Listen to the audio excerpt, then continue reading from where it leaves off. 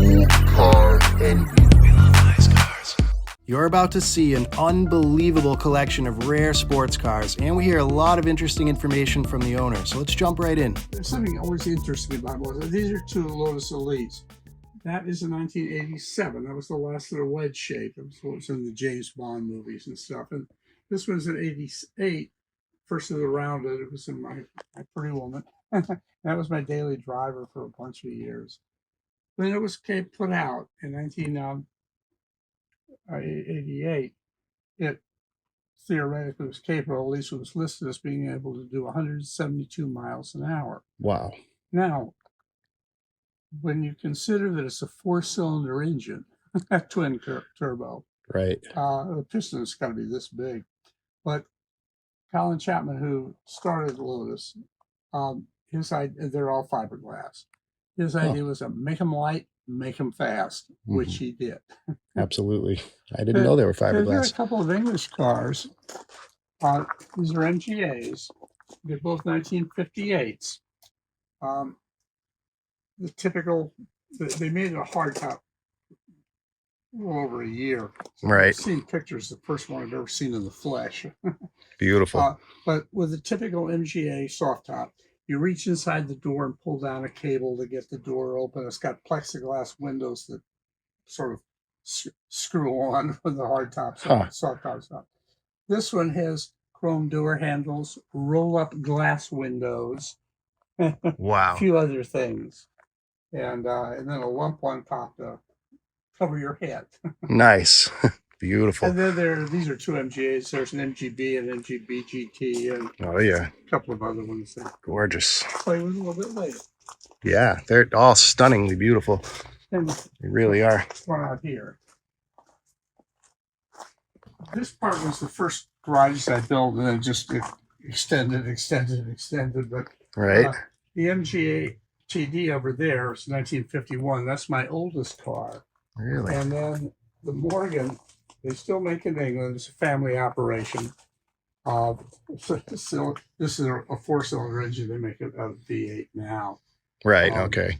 But it's a family operation.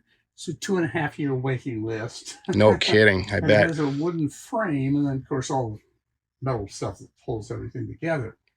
And about a year and a half ago, over in England, they said it's just not safe. You got to put steel in it. Yeah. That makes So sense. it's Wooden got frame. steel. Wow. And then you got a couple of little ones back there. Wow. And what do we have over here? Then I've got Datsuns out here, but you can see where this was the first room. I built a 3-car shed. Oh, okay. And you see where Okay. the gutters and the roofs come down. Awesome. These are Datsuns. Yep. It's always been Nissan Motors, but when they started putting them together, these soft tops are Fairladies. And this is the Datsun Fairlady 1600 and a 2-liter. Wow. Then Beautiful. here's the same year as my race car, 1972 Datsun 240Z. Okay. It and the 510 behind it were originally white. All the rest of these cars are original, but they were white. But I had about 25 red cars, and we Yeah. painted them red. Of course. Red only. But Yep. the 510 back here, what you had, Thank you. I got from the multi cars all came out of the West Coast, where they rusted out here. I got that from the guy in either Seattle or Spokane, Washington. I forget. I got it inside. Yep. He rallied it, so it's got fiberglass fenders, Lexus seats, very sophisticated suspension, double Wow. stock horsepower, and Woo. Very when nice. we painted it, I put my race car colors and stuff like that. Yep. Minuteman Racing. And- I love it. And number 6, that was the Number the 6. BS. It was a B sedan. The CP is C production. The 510 was a very popular car. That's a 2-door. They made a 2-door, a 4-door, and a station wagon. And, Cool. Yeah, Yeah, that is a sharp that little was car. the period where they were coming over to this country, Right. going to junkyards, Mm, buying up all these crushed up cars, shipping them back over to Japan, really. and melt them down. And Yeah. so these cars were made out of junk steel to begin with. Literally. Yeah. And they wanted to keep them light, Right. fast. And so Yeah. they were thin. Yeah. And They had a lot of rust problems. Yeah. This is a car that was started building in either 46 or 47, I forget exactly when. Wow. And it was typical of the cars that were in England at the time of World War II. America had no really sports cars. England did, and most of Europe and everything else. And so the guys came back from World War II, talked about this car, and to an extent, although they were the enemy then, Porsche and BMW and some of these things. Right. But this particular car was one of the first ones to come over. And if you look at the dashboard in here, it's symmetrical. So the speedometer could be, in this case, on the left-hand side, or flip it around, and it could be on the other side. And it just depends which side of the wood you want to look at that. look at. What an interior. Yeah, that is. But anyway, so why don't cool. you sit in the Yeah, thing? so just pull up on the handle? Yeah. Okay. I want to break it. Okay, here we go.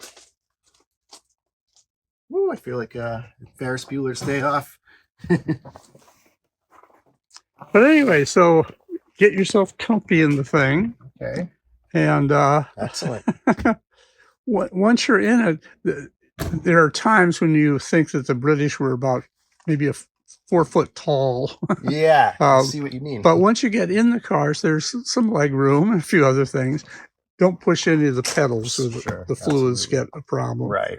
Yep. But so the way you're sitting, you're driving it like you would any kind of an American car, because there was a bigger market over here. They were right-hand drive in England, but left-hand drive in the rest of the world. And but it's just a neat little car. It is. It's amazing. This is so fun.